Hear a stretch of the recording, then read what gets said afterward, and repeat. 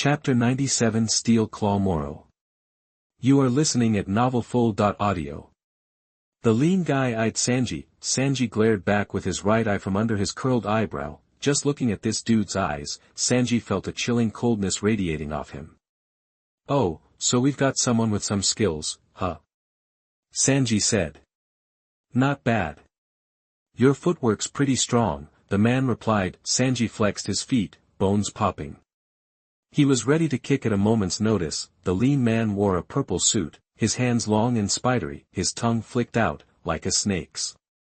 Enough talk, let's do this, Sanji said. Sanji leaped, aiming a right kick at the guy's head. The man quickly raised his arms for defense, and two sharp claws popped out of his sleeves. The claws were fine steel, each with roughly 2-inch sharp points. Sanji's kick slammed into the steel claws. What? Sanji realized the sharpness of those claws and the man's arm strength were a real match for his own abilities. Ha! The lean man shouted, and his claws sent Sanji flying backward with incredible force. This guy wasn't just fast, his arm strength was insane. Sanji landed back on his feet, watching the lean man. The man rubbed the steel claws together, sending sparks flying. I'm Steel Claw Molo, a well-known bounty hunter on the Grand Line.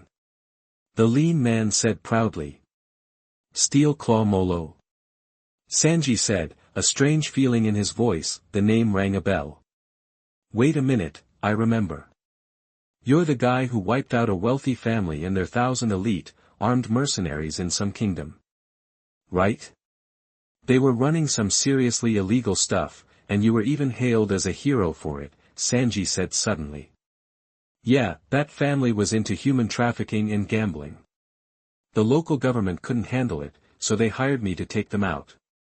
That was 3 or 4 years ago, and it was one of the things I was most proud of, Steel Claw Molo said thoughtfully. Bounty hunting wasn't about justice, it was about money. But when bounty hunters eliminate families and forces involved in the criminal underworld, they aren't punished by the law. Therefore, many bounty hunters carefully consider their targets.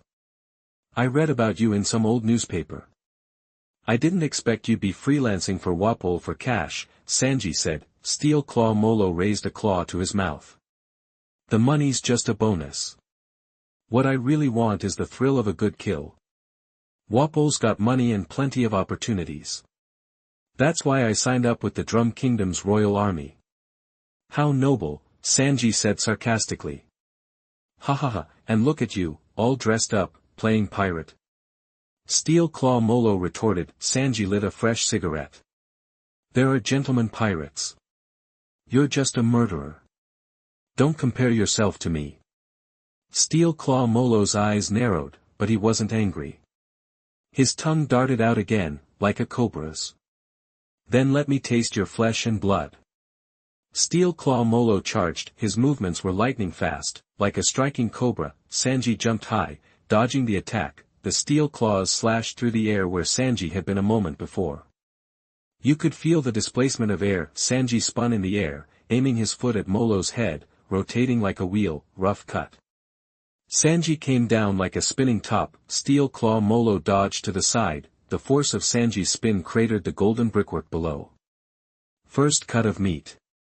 Shoulder. Heart. Neck. Chin. Premium minced meat.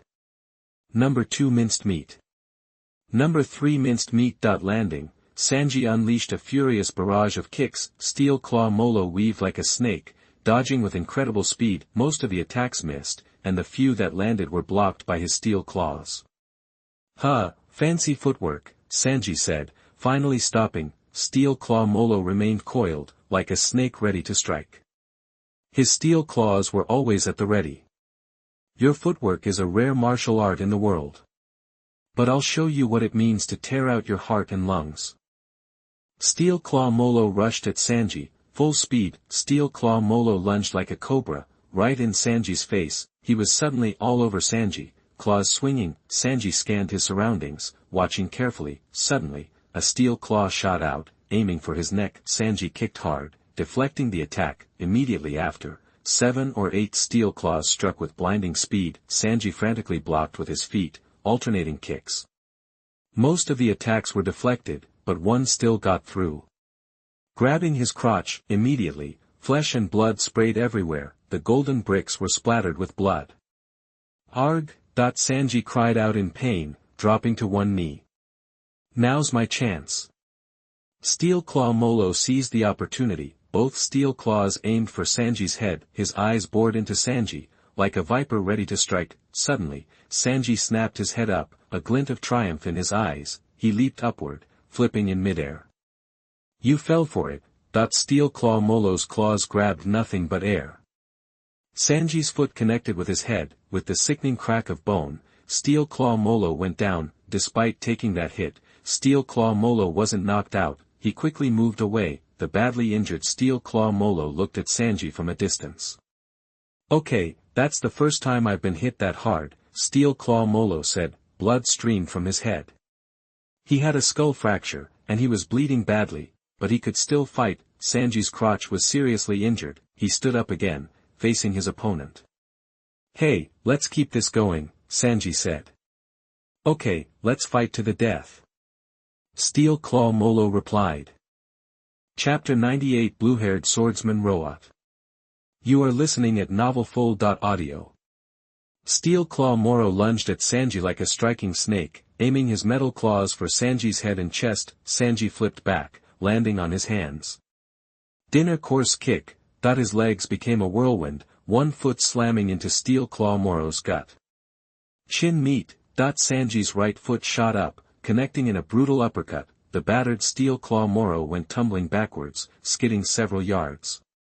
Damn it, that head kick messed me up, he growled, struggling to regain his balance. Sanji's earlier head strike had fractured Moro's skull, causing a severe concussion, significantly weakening him. Sanji saw his chance. Looks like your power's taken a serious hit, huh? Don't get cocky, I can still rip you to shreds, Steel Claw Moro bluffed. Sanji wasn't about to give him a breather, he charged, leaping into the air. Ground meat. A furious barrage of kicks hammered Steel Claw Moro into the ground. Sanji pressed his advantage, pouncing on the fallen foe.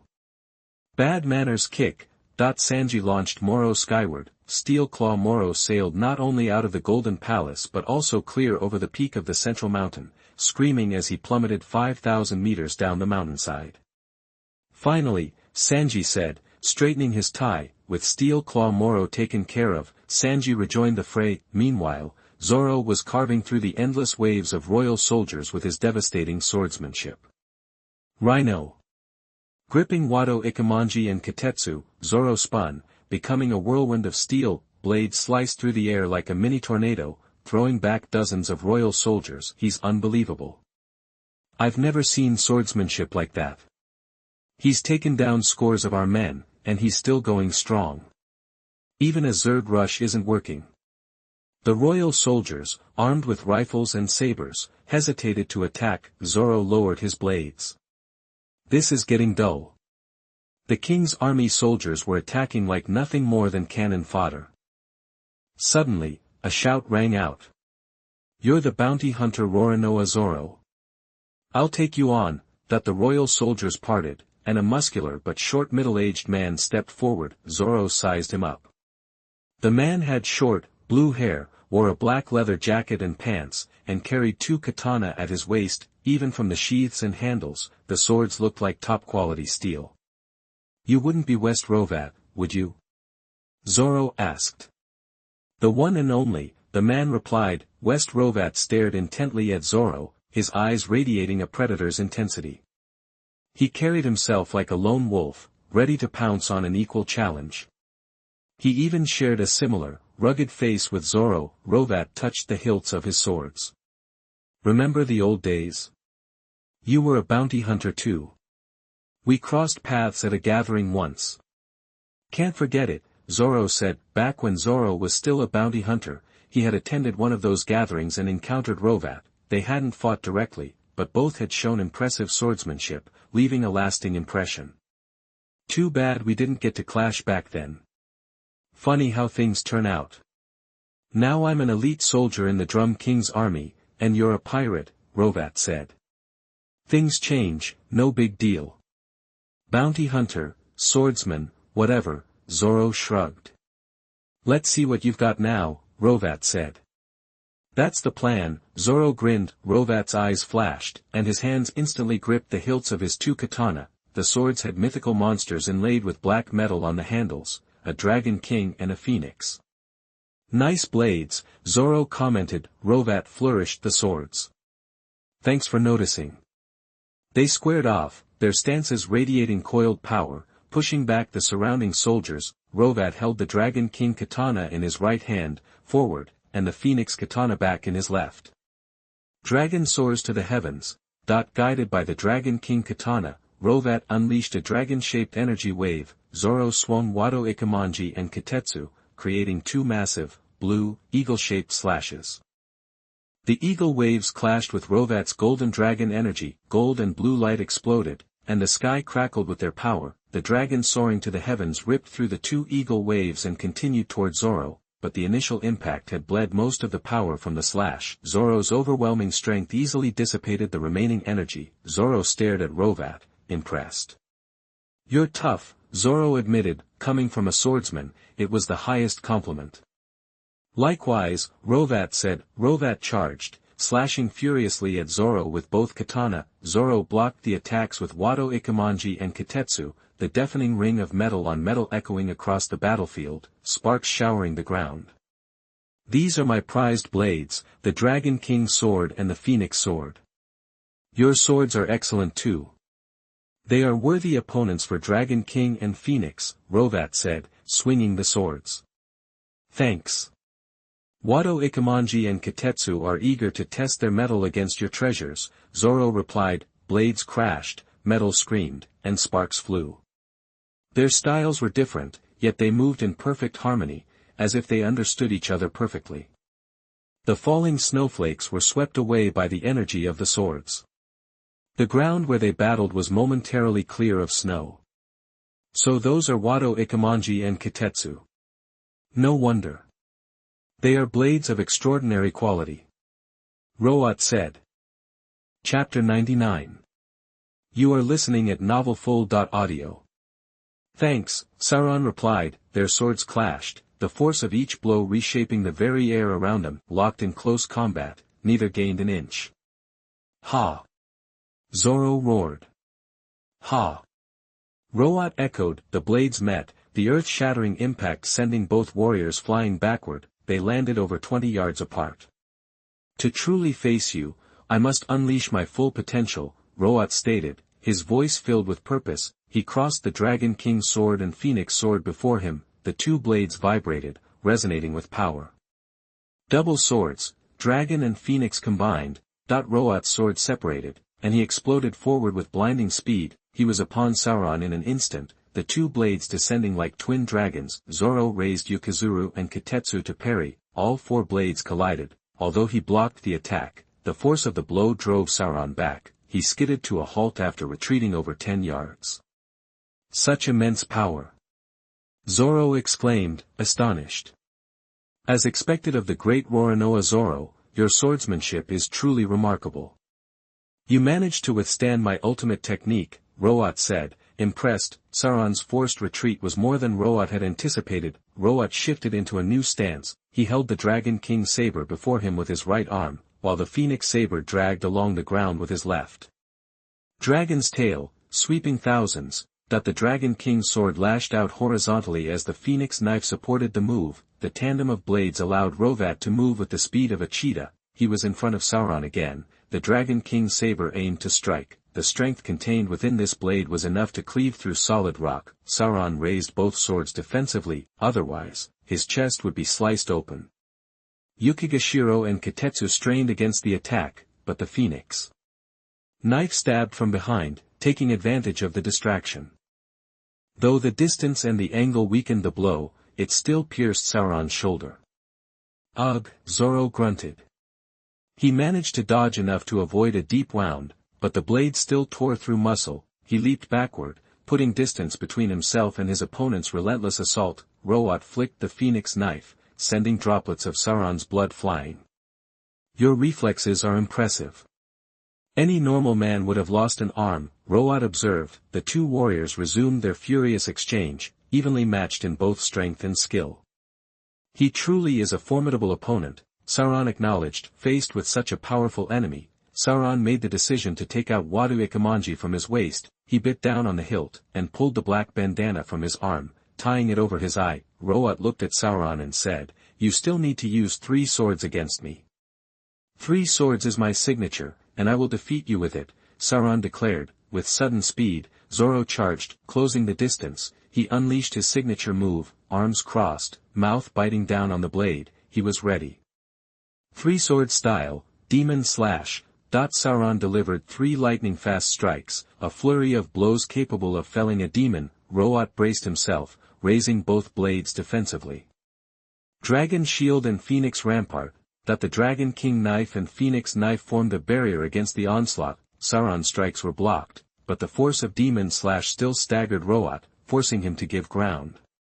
"Don't even think about escaping," Sauron pursued, following up his initial attack with relentless aggression. Rowat retreated desperately until he reached the edge of the platform, with only a long drop separating him from the snowy mountain below.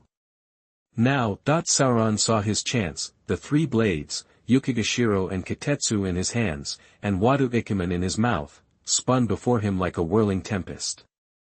3-sword style secret technique, 3,000 worlds. Sauron's blades became an impenetrable vortex, tearing through the air. Rowat scrambled to respond, thrusting both blades forward.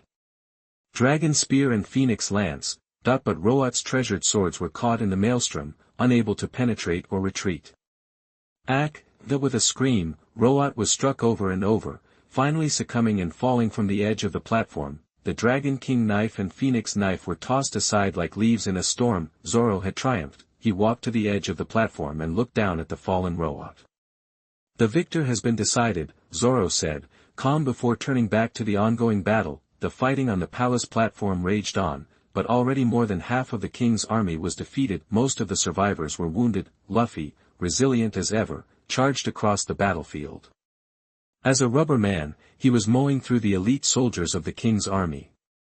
Gomu Gomu no whip. Gomu Gomu no bazooka. Gomu Gomu no jump rope. Gomu Gomu no gatling. Gomu Gomu no storm. With his extraordinary powers, Luffy was able to eliminate dozens of enemies, while he hadn't faced a formidable opponent like Steel Claw Moro or Rowat, and Luffy was not well suited to fight those kinds of opponents anyway. Luffy succeeded in decimating the ranks of the king's army. Rog, taking the initiative, broke away from the fighting on the platform and charged down the mountain. He dashed towards the enemy landing point where he would set up a defensive position. The first wave of soldiers was quickly setting up artillery and heavy machine guns. They didn't dare to directly target the palace, but when they saw Rog charging towards them, they immediately opened fire. Open fire! Kill him! A hail of cannonballs and bullets streaked towards Rog, who used the power of his cactus armor to leap into the thick of the enemy ranks. With a swing of his fist, Rog obliterated a machine gun nest. He charged to the side of a cannon, hoisted it into the air, and slammed it down on a group of enemies. After a brief flurry of screams, the mangled enemies and twisted remains of the cannon tumbled down the mountain. With close-quarters combat, Rog was able to destroy dozens of enemies, 20 cannons and 40 machine guns. "This fight is a rush, it's crazy," Rog yelled. Rog was now in the thick of it, the energy and carnage surging through him. Suddenly, a figure emerged from the enemy lines. He threw a punch, colliding with Rog's fist.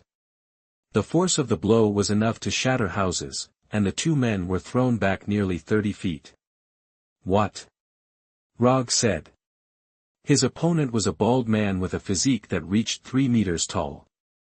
The muscles in his body looked as hard as steel. His forearms were encased in black metal gloves. "Humph, you're pretty tough," said the bald man. "You're not so bad yourself." "Who are you?" Rog asked. The bald man looked at Rog and said, "Me? I used to be a professional assassin, Metal Fist Champion." Chapter 100 The Power of the Metal Boxer. You are listening at novelfull.audio. The metal-fisted champ clenched his fists, eyes locked on Roger, coiled like a tiger ready to pounce. "So, you're the metal boxer," Roger said. He'd read about famous killers and bounty hunters, and the metal boxer's exploits were definitely on that list. Metal Boxer was a notorious killer on the Grand Line. Back in the day, the kingdoms of Malachite and Chloron were locked in a brutal war. To end it, King Malachite paid Metal Boxer a fortune to hit Chloron's capital and take out their king, and that's exactly what he did. Metal Boxer single-handedly stormed the capital, cut through thousands of elite guards, and assassinated the king. It was a sensation, making Metal Boxer a wanted man by the world government. Unlike the bounty hunters Steel Claw Molo and Rowat, who preferred to work in the shadows, Metal Boxer openly reveled in his gruesome acts. Now, Rog was face to face with this cold-blooded killer. "You live up to the hype," Rog said. "You can feel the power radiating off you." Metal Boxer chuckled, pleased. "Heh heh, sounds like you've heard about my legendary deeds." "Too bad your story ends here," Rog said, his tone suddenly turning sharp. Metal Boxer's face twisted in disbelief, like he'd just heard the most ridiculous thing. He tensed, his bones cracking with the strain. "All right then, try and finish me," Metal Boxer growled. "Also, my name is Rog. And I need you to hear it very softly," Rog replied. "Okay, Rog. Why don't you just try to kill me?" Metal Boxer sneered. Rog clenched his fists, gathering his strength. "Time to die." He leaped forward, throwing a punch aimed at Metal Boxer's head. The force and speed were enough to level a house. Metal Boxer didn't stay put. He coiled and launched himself into the air, meeting Rog's fist with his own. The impact shook the world. The peak of the entire central mountain trembled violently. Rog struggled to hold his ground, barely managing a draw. They landed, both assessing the other. Rog knew this wasn't going to be easy. Even at his strongest, he could only manage a stalemate. "Not bad, kid," Metal Boxer said, his eyes blazing with battle lust. "You've got some serious power." But he knew he'd have to pull out all the stops. This time, Metal Boxer charged like a raging bull. "To hell with you!" he roared. Rog braced himself, meeting the attack head-on. Metal Boxer unleashed a barrage of punches, like cannon fire. Rog blocked, using his fists and arms, but the force was staggering. The guy was a walking tank, speed and power combined into an unstoppable force. Rog barely had time to breathe. If there's an opening, I need to capitalize on it.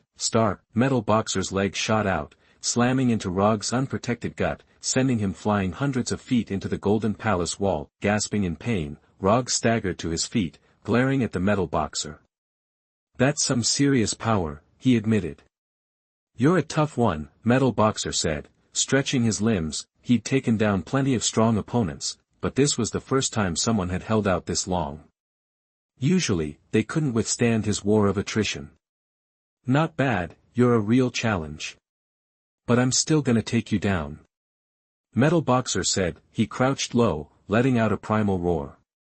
His body began to transform, his muscles bulging, growing thicker and denser. Metal Boxer was now a mass of metal-like muscle, towering at nearly 12 feet.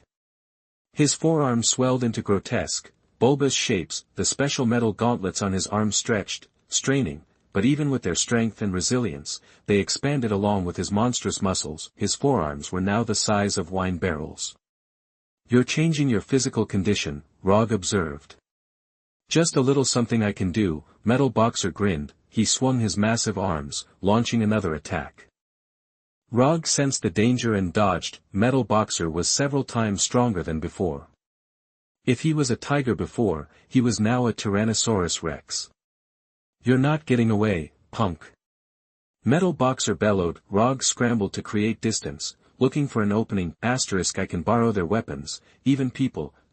Rog thought quickly, rushing toward two King's Army soldiers. He hoisted them up. "What are you doing? Let us go!" The two soldiers shouted, terrified. Rog hurled them at Metal Boxer. With a single swing, Metal Boxer sent them flying, disappearing into the sky. Rog raced to the machine gunners, grabbing a weapon and firing a stream of bullets at Metal Boxer. "Ha ha ha ha, that doesn't even tickle!"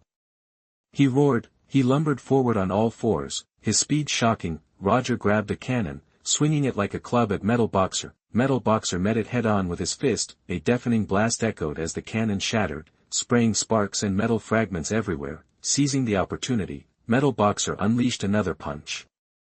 "Take this, you punk!" His fist connected, a devastating blow to Rog's body, the force sent Rog hurtling over the edge of the mountain. Ahahaha, say goodbye from the top of this 16,000-foot mountain, Metal Boxer roared in triumph. He suddenly felt a wave of exhaustion. Supercharging his body and muscles had come at a cost. That was awesome. Worth the price, Metal Boxer wheezed, his muscles twitched uncontrollably, the strain taking its toll. Chapter 101 The End of the Metal Boxing Champion. You are listening at novelfull.audio. Roger went flying off the mountain peak, plummeting towards the base, thousands of feet below. Thorn Whip. In a split-second decision, he swung his Thorn Whip, snagging the edge of the peak and hauling himself back up. Just when the Metal Boxing Champion thought he'd won, Roger was suddenly back on top. What? The Metal Boxing Champion stared in disbelief. Roger landed hard, catching his breath. That was close, he gasped. Way too close. Shaking off the near-death experience, Roger refocused on the bruiser in front of him. The Metal Boxing Champion was a picture of rage, his body trembling uncontrollably. Pushing himself that hard had clearly taken a serious toll. Not bad, he snarled. But now, I'm gonna pound you into the ground. Roger braced himself, fists up in a defensive stance, ready to counter. The Metal Boxing Champion charged, a force of nature. You're going down. He unleashed a double-fisted attack, caught slightly off guard. Roger managed to dodge, but one fist still connected. The blow sent him staggering backwards for what felt like 100 yards, tumbling across the ground. He scrambled back to his feet, just as the Metal Boxing Champion was bearing down on him again. This guy's a monster. Roger bolted. The Metal Boxing Champion was in hot pursuit, and Roger led him straight towards the gates of the Golden Palace. You can't escape. The Metal Boxer slammed into the palace gates with his entire body. The impact reverberated across the mountaintop. The thick, golden gates were dented inward, but the Golden Palace held strong, barely scratched. Seeing his attacks were futile, Roger changed tactics. He led the crazed Metal Boxer towards the remaining members of the king's army scattered across the peak. The Metal Boxer roared, fists flying, going on a rampage. Guided by Roger, he crushed and pulverized the remaining soldiers. Meanwhile, the main battle was winding down. Zoro, Sanji, Dalton, and Luffy had finished off the last of the king's army. They watched as Roger led the Metal Boxing Champion on a wild goose chase. What a beast, Sanji muttered. Looks like a bull chasing a matador, Zoro observed. Sounds like fun. I wanna play too. Luffy exclaimed. Better not, Sanji cautioned. Overwhelming him with numbers won't work. You just get in the way. Dalton kept his eyes fixed on the chase. Roger, you've got this, he said. Roger was tiring, his body pushed to the limit. He'd already expended a huge amount of energy helping everyone reach the summit, creating those massive vines. Now, he was running on fumes, but he gritted his teeth and kept moving, pushing his body beyond its breaking point. Finally cracking, Ha ha ha, the Metal Boxing Champion gloated, sensing Roger's exhaustion, but his own body was spasming, his spirit starting to unravel, even if his speed and strength were still terrifying. Try this. Thorn Whip. Roger spun around, lashing out with his Thorn Whip. It snaked around the Metal Boxing Champion's legs, ensnaring his feet, then spiraled upwards, binding his torso and arms. Damn you! I'll break free. The Metal Boxer roared, struggling against the restraints. He began to tear at the whip, and the super-strong vine was struggling to contain him. Here's my chance. Roger charged, grabbing hold of the Metal Boxer. Even a moment of vulnerability was all he needed. He hoisted the Metal Boxing Champion over his head and hurled him towards the edge of the mountain. Aya! The Metal Boxing Champion flailed wildly. Roger's frantic maneuvering had brought them to the precipice. Go! Roger threw him over the edge. The Metal Boxing Champion plummeted through the air, finally breaking free of the Thorn Whip. You bastard! His enraged roar echoed across the sky, but now, with nothing beneath him, his power was useless. He could only glare at Roger with pure hatred as he fell. Thousands of feet below, Roger stood at the edge, watching the Metal Boxer become a tiny speck in the distance. Finally, he saw a crater erupt in the snowy field far below. That metal boxing champion was one tough customer, Roger said, letting out a sigh of relief. Then, he turned his attention to Zoro, Sanji, Dalton, and Luffy, who were gathered near the Golden Palace. The Golden Palace was secure, all enemies on the mountaintop had been eliminated. Roger was about to rejoin them when suddenly, the 9 aerial mobile fortresses hovering hundreds of feet above the peak opened fire. Shells rained down, some exploding near Roger, a few struck him directly. Still got these guys to deal with. Taking cover from the barrage, Roger hurried towards the Golden Palace. On the platform of the Golden Palace, Roger, Sanji, Zoro, Luffy, and Dalton stood together. The air mobile fortresses didn't dare attack them directly, but the Golden Palace itself remained the key. If they couldn't open it, they couldn't stop Wapol. Just then, the massive hot air balloon villas began to ascend again. Under the cover of the mobile fortresses, they descended towards the mountain peak. Another 800 soldiers disembarked. More of them. Sanji groaned. Looks like we're gonna be here a while, Zoro sighed. Awesome. More to play with. Luffy cheered. There's no end to this, Dalton said wearily. True, but we need to cut off those reinforcements, Roger said, glancing at the aerial mobile fortresses, which provided cover for the endless waves of enemy troops. As long as those were in the air, they could continue to reinforce. Leaving the safety of the Golden Palace's platform meant risking a direct hit from the fortresses. The newly arrived 800 elite soldiers of the king's army set up cannons and machine guns, preparing for another assault. Chapter 102 In Trouble. You are listening at novelfull.audio.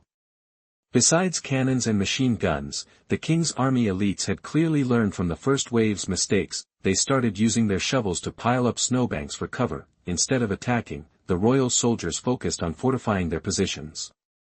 They're not attacking. You think they're trying to surround us? Sanji wondered. It's getting seriously cold up here, Zoro added. Even though they were all incredibly strong, the previous battles had taken a toll. Staying on the mountaintop this long was starting to get to them. Our opponents got a plan, Rog observed. The soldiers continued building up snowdrifts, setting up their weapons, and creating a massive defensive line. They held their ground. The second wave used these positions to lay siege to the Golden Palace, supported from afar by 9 air mobile fortresses. Then, the 8 hot air balloon villas they'd brought earlier ascended again, delivering a third wave of troops to the summit. Even more soldiers landed. Seeing the ever-increasing number of enemies, and the stalemate it created, Rog sat down on top of the Golden Palace. Everyone, let's rest up for a bit, he said. Rog pulled out a huge leaf and used his devil fruit power to transform it. The leaf became a tent-like structure, sheltering the 5 of them. Finally, a break. Luffy exclaimed, stretching. Sanji, Zoro, and Dalton also sat down to rest. They began discussing how to breach the Golden Palace below. That palace is seriously strong. It's completely sealed off. Wapol's hiding inside and won't come out, no matter what, Dalton sighed. Yeah, it's tough. How do we even break through this thing? Zoro asked, scratching the golden surface with his sword. The gold wasn't pure, it was mixed with other hard alloys, so Zoro's blade barely left a scratch. An ordinary rock would have been cleaved in too long ago. What do we do? Sanji pondered, lighting a cigarette. Luffy, lying on the ground, whined, I'm starving. Any meat? Highly unlikely. But if we crack this palace open, being a palace and all, there's gotta be food inside, Sanji replied. Luffy perked up immediately, sitting up and exclaiming, really?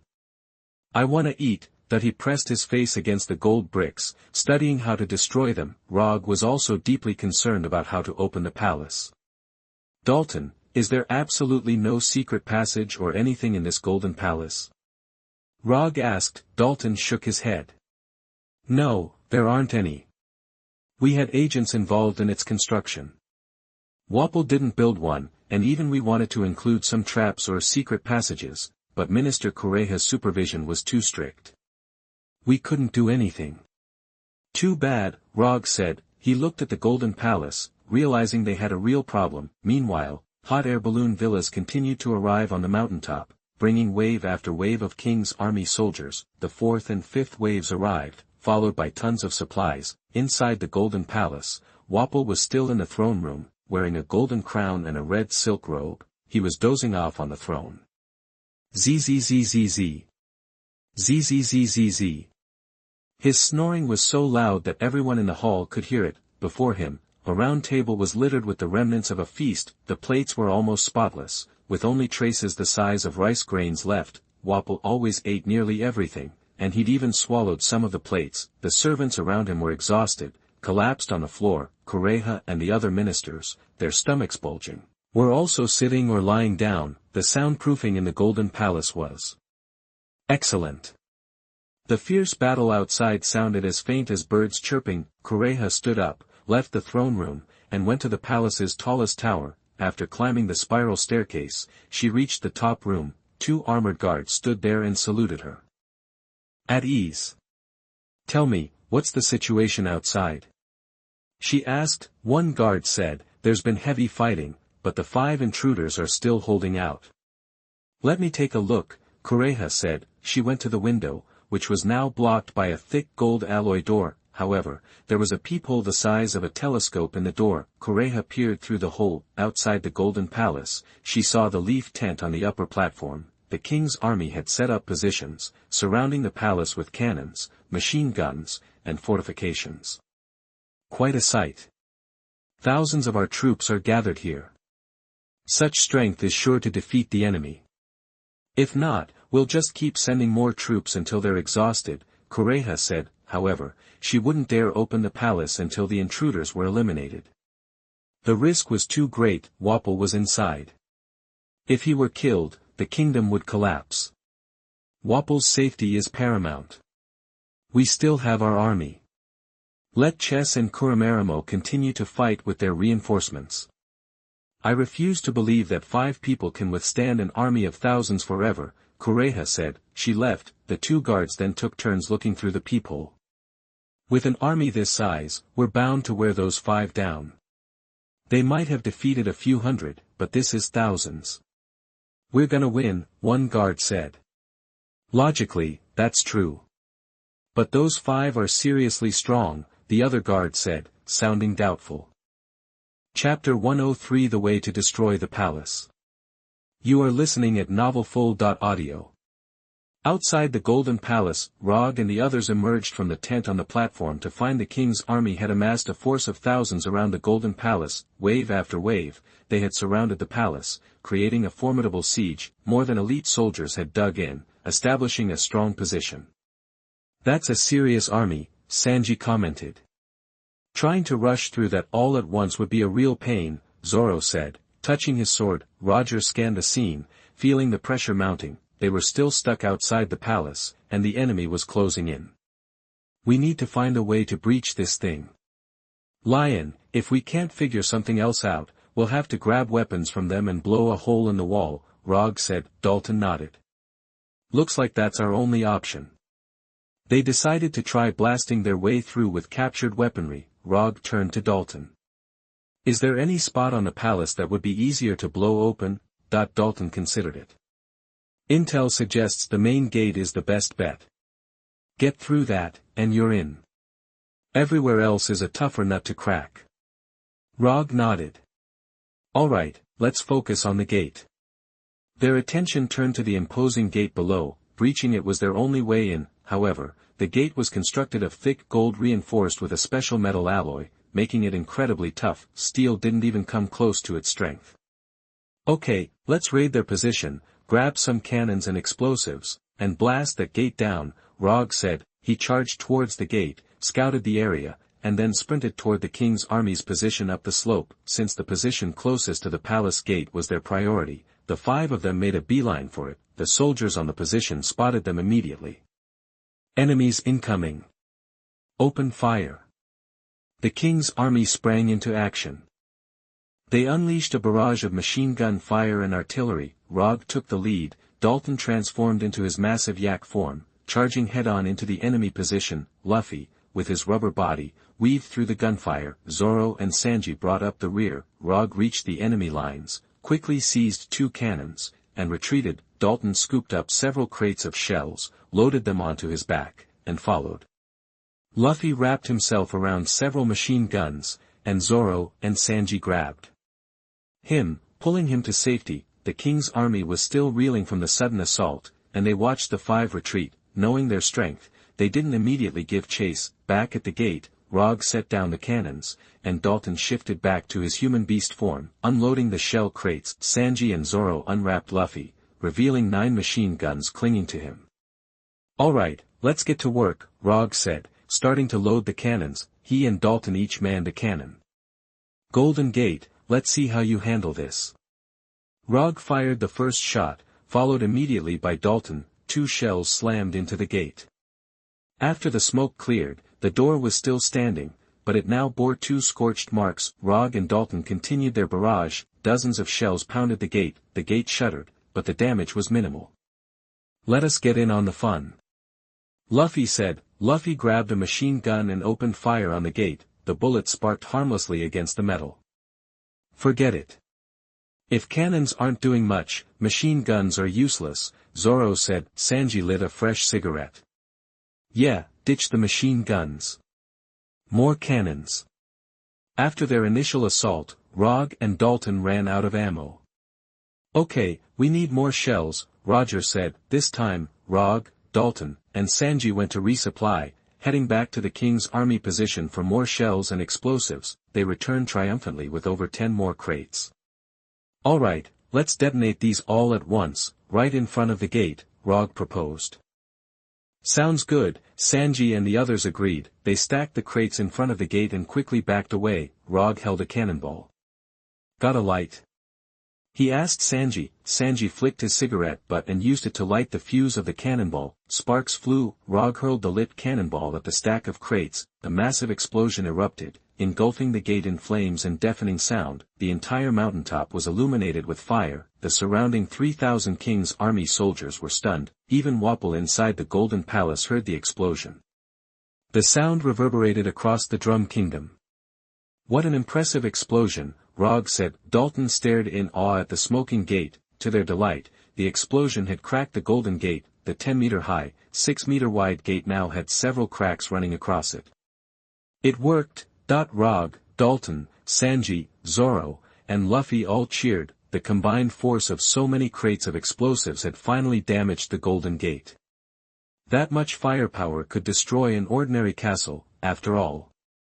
"Alright, let's scavenge up some more explosives around here and finish this thing off," Rog said. "Hurry up, I'm getting impatient," Sanji said. Chapter 104. You are listening at novelfull.audio. "Alright, let's blast that sky-high Golden Gate," Luffy yelled, pumped. "Gotta grab more shells and bombs quick. They're gonna move on us now that they know what we're up to," Dalton warned. "No time to waste, let's hustle," Rog urged. Zoro drew his sword. "We'll cover you." "I'll help with the cover fire," Sanji added. "Thanks, everyone," Rog said. Rog, Dalton, and Luffy bolted forward while Zoro and Sanji held back, ready to defend them. Meanwhile, at the Royal Army's position in front of the Golden Palace. What was that? The explosion was their doing. They snatched a bunch of our shells and bombs. They're using them to blow the Golden Palace gates. We have to stop them from getting more. That the Royal Army reacted swiftly. The colonel in charge ordered, "Stop them at all costs." That the soldiers on the front lines braced themselves to prevent Rog and his crew from grabbing more ammunition. Inside the Golden Palace, the massive explosion sent Wapol, the Sweat Party leader, tumbling off his throne. "What the hell was that?" Wapol roared. The ministers in the palace were equally startled. Cromeraman rushed back into the hall, sweating bullets. The blast seemed to come from the main entrance. He exclaimed. Wapol, rattled, barked, "Go find out what's going on, now." "Yes, sir." Cromeraman, the prime minister with the afro, hurried away with a group of men. Wapol slumped back onto his throne, catching his breath.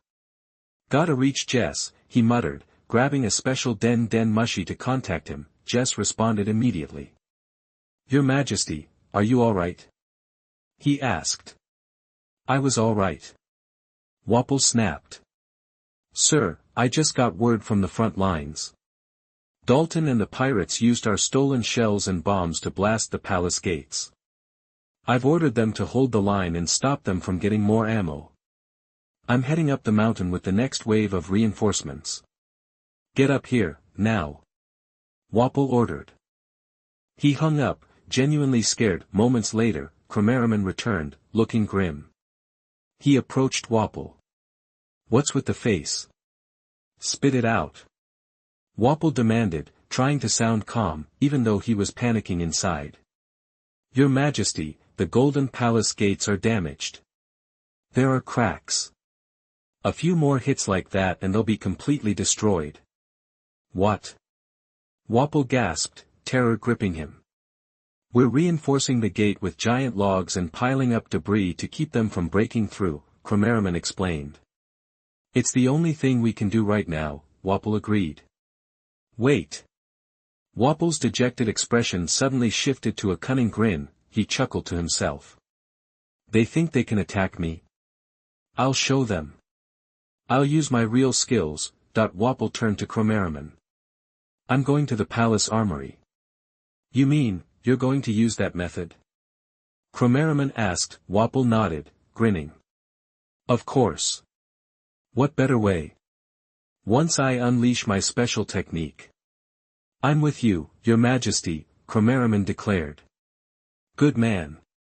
Just as I expected. Wapol glanced at the other ministers. And you? That the ministers knew Wapol wanted them to commit fully. No one dared to object, fearing his wrath. We'll follow you to the end, Your Majesty, and crush Dalton and the pirates. They shouted in unison. The Golden Palace buzzed with activity. Cromeraman personally supervised the remaining SS troops as they reinforced the gate. Dozens of massive logs were wedged against the door from the inside. Anything they could find, sundries, bags of food, was piled up like sandbags to create a barrier. In the armory, Wapol opened his mouth and began to devour munitions, one group after another. He swallowed weaponry from Lexus, a weapons company owned by the world government. I'll give you a taste of my super-powered weapons. Wapol muttered as he consumed the arms. Outside the Golden Palace, fierce fighting raged on the snow-covered mountain. The royal army was focused on protecting their ammunition, preferring to detonate it rather than let Rog and his crew capture it. Eat this. Rog roared, charging towards the royal army's position. Several soldiers tried to blast him with a cannon. Firing a shell, Rog blocked it with his arm, and while the explosion was violent, it didn't seriously hurt him. He reached the cannon, grabbed it, and sent several artillerymen flying like baseballs. He spotted several boxes of shells nearby. That's what I'm talking about. Rog yelled. Just as he reached for the boxes, a soldier fired a handheld rocket, aiming for the shells. The resulting explosion turned the ammunition into flames and smoke. Damn it! They blew it up again. Rog cursed. The royal army was deliberately detonating their explosives to keep them out of enemy hands. Dalton was facing similar setbacks. Luffy, however, was using his rubber abilities to snatch up shells and bombs. Woohoo! This is a blast. Luffy stretched his arms and body, successfully grabbing 4 boxes, but some of the royal army had their sights set on him. That's the kid. Focus on him. A major ordered, leading a dozen elite soldiers armed with shoulder-mounted launchers. Even Luffy had moments where he had to pause. As he finally secured the 5th box of cannonballs, the royal army targeted him. Fire! They unleashed a barrage of small cannonballs at Luffy. Seeing the attack, Luffy inhaled deeply, transforming into a rubber balloon. Unfortunately, the shells weren't aimed at his body, but at the box in his hands. Whoa! That's not good. Luffy yelled. The explosion threw Luffy backwards. Chapter 105 Dealing with Air Mobile Fortress. You are listening at novelfull.audio. Luffy! Roger yelled, watching Luffy get blasted backward. Zoro, also watching Luffy get thrown, muttered, "Dumbass." Roger surveyed the battlefield. The enemy was desperately trying to prevent their artillery shells and bombs from falling into enemy hands. Just when the pressure felt unbearable, another wave of hot air balloon villas appeared in the sky. These villas carried yet another wave of the king's army, ready to descend. Another wave coming, Sanji announced, eyeing the hot air balloon villas. one of the villas released the sixth wave, over 100 soldiers from the royal army. Leading this new wave was Jess, commander of the king's army of the Drum Kingdom. He wore a black cloak, bow and arrow in hand, prepared for battle. "Commander Jess, we have over troops at the central peak, and the enemy is trying to get their hands on artillery shells and bombs to attack the Golden Palace Gate," a colonel reported. Jess saw the crack in the Golden Palace Gate and gasped. "Order all troops on the mountaintop to attack with everything they've got. Defend the palace gate," Jess commanded. "Yes, sir." Officers scattered to relay the order. Thankfully, the gate hadn't been completely destroyed. Jess now commanded over royal troops in a desperate defense. "Dalton and you pirates, I'll bury you in soldiers if I have to," Jess vowed. Over royal troops quickly converged on the Golden Palace Gate from the peak. With those numbers, it would be tough for Roger and his group to break through. Adding to the army already deployed in front of the Golden Palace, forces from the other three sides of the mountain rushed to reinforce the main entrance. The troops arriving with Jess also headed for the gate. Roger and his team, caught in the thick of it, noticed the massive troop movements. "This is bad. They're all converging here. Even if we get our hands on artillery shells and bombs, we won't be able to break down the gate," Dalton said, worried. "A freaking mob. You think we gotta take them all down?" Sanji wondered. "We have to try and thin the herd. It might be easier dealing with them if they weren't all bunched together," Roger suggested. Zoro located Luffy, who'd been blown away again. Luckily, he hadn't been blown off the mountain. "All right, everyone, let's go all out. Try to wipe out as many enemies as possible near the palace," Roger shouted. "Got it."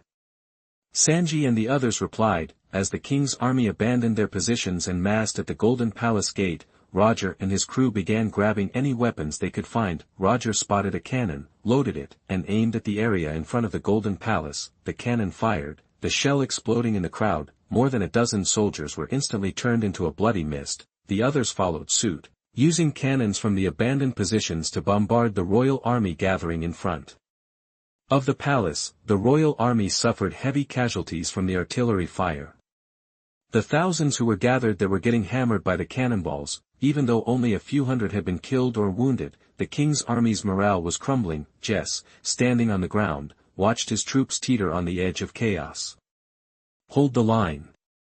Don't panic," Jess ordered. At the same time, Jess contacted the 9 mobile fortresses circling near the summit via a den mushi. "All air mobile fortresses, attack the enemy with everything you've got," Jess commanded. The 9 air mobile fortresses above the central peak began to close in. Roger and the others saw the fortresses getting closer. The mobile fortresses aimed the 2 heavy cannons mounted on their cabin-shaped pods at Roger's group. A barrage of shells rained down, quickly landing near them. These special shells exploded on impact, leaving Roger and his friends no chance to deflect them. "That's some serious firepower," Sanji commented. "But these blimps are getting close. Now we can hit them," Roger said. Roger charged toward one of the air mobile fortresses and, putting everything into it, leaped high into the air, grabbing onto the cabin-like pod hanging beneath the hot air balloon. "Finally, I get a shot at you." Roger punched the pod hard, his fist tearing through the thin metal and wood. Because the mobile fortress had to be lightweight, the pod was constructed of light alloys and wood, making it easy for Roger to penetrate. He burst inside. There were about King's army soldiers in the pod, all staring at him in terror. "How did he get in here?" A major, seemingly in charge, said in disbelief. Without a word, Roger aimed at a mechanical device at the back of the pod and punched it, destroying the mechanism. The device was the air mobile fortress's fuel system. The air mobile fortress relied on fuel to heat the hot air balloon and power the propellers that controlled direction. With the fuel system destroyed, flames erupted inside the pod. "See ya." Roger didn't stick around. He smashed through the pod's outer shell and jumped out. Flames engulfed the pod and began licking at the hot air balloon above. Roger hit the ground just as the air mobile fortress exploded in a massive fireball, the pod blown to smithereens. The hot air balloon continued to burn.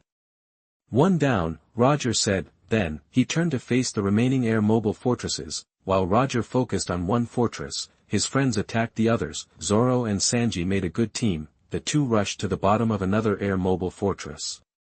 "Hey, kick me up there," Zoro said, holding his swords. "Don't tell me what to do," Sanji retorted, annoyed. "Fine, forget it. Figured you couldn't handle it anyway," Zoro replied. Sanji immediately kicked Zoro with his right foot. "Don't say I can't do it." Zoro jumped just as Sanji's foot connected. Air Force Burst Kick. Sanji's powerful kick sent Zoro soaring toward the 70-meter-high air-mobile fortress. Zoro gripped his swords, closing in on the air-mobile fortress. Two-sword style, horizontal slash.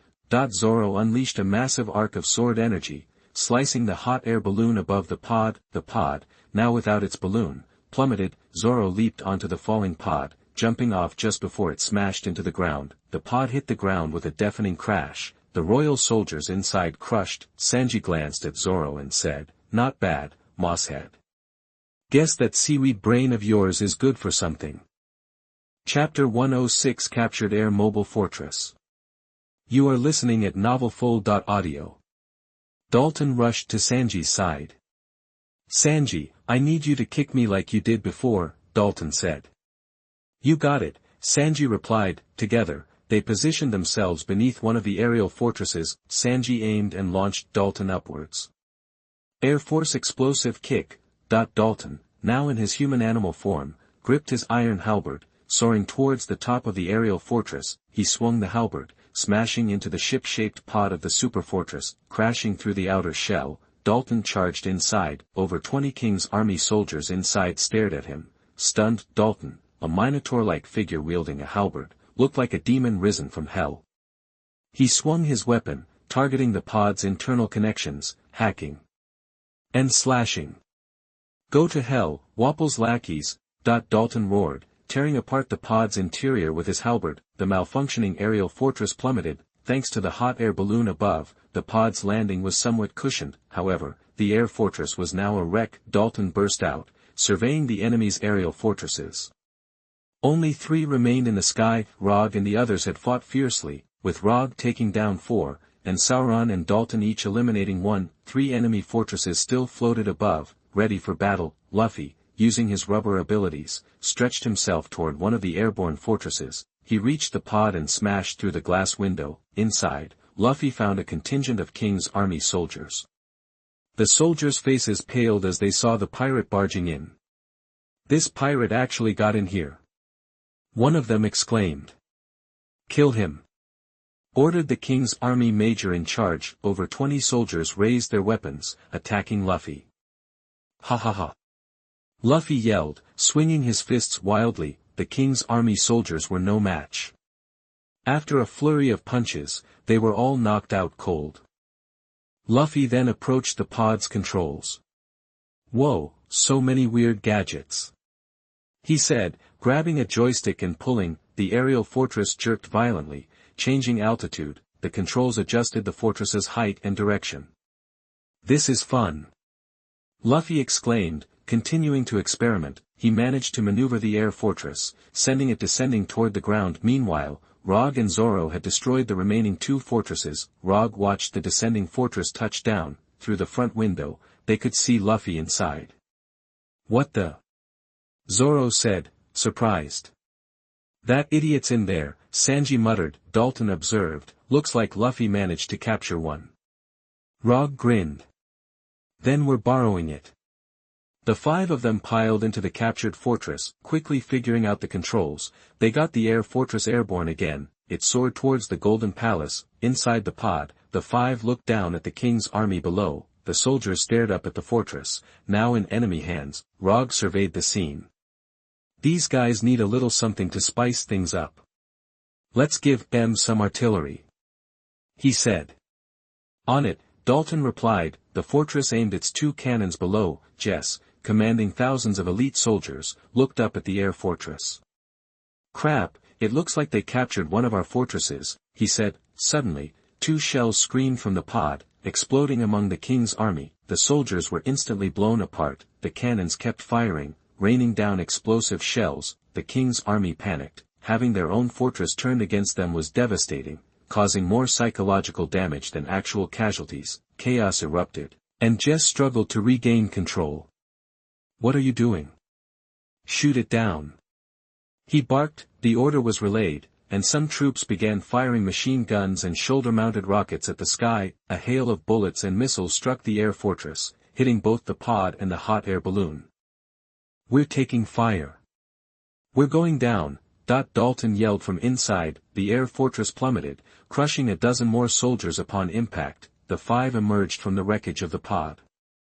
"They're still alive," Jess groaned. They stood facing thousands of King's troops. "All right, time for the final showdown," Rog declared.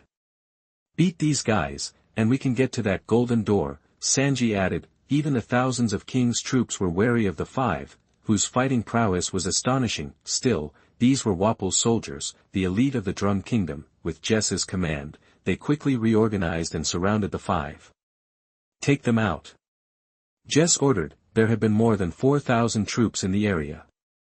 After the fighting, there were now just over 2,000. These men were emboldened by their fanatical loyalty to Wapol and the promise of a hefty reward. If the 5 went all out, they could still win. Rog and the others knew it. "All right, let's go all in," Rog shouted. "Right," Sanji responded. "My blades are itching for a fight," Zoro said, gripping his sword hilts. "So many guys. This is gonna be fun, even if I am tired," Luffy grinned. "Let's do this," Dalton said.